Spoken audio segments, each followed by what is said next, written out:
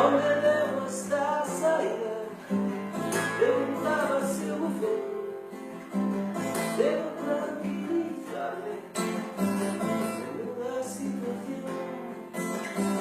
Esses vêm a por mim, esses querem o meu, porque sabem que de aqui basta tal e como é.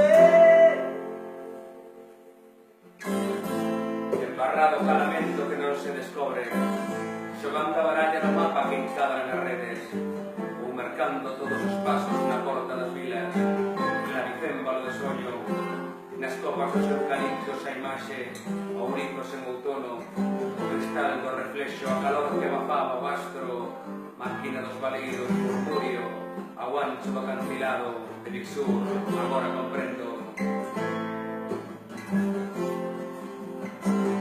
Como moita calma, esses tudo ladrón, poucos pensan que esta vida é unha broma do creador.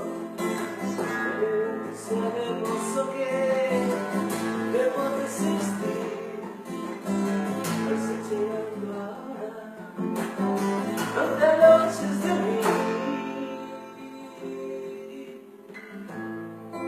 Escoito o descenso do caudal máis lento, a fin do milenio sacando a gorxa como un veloz estornillo, vento que move esa figura das vésperas na fachada, o derrube incontrolado e o tempo, son os canais, os regueiros, número impreciso, os fíos de unidade enchendo espazos, 200.000 o río, quedaban un estático ser, e quedar a estragar demoradamente os momentos.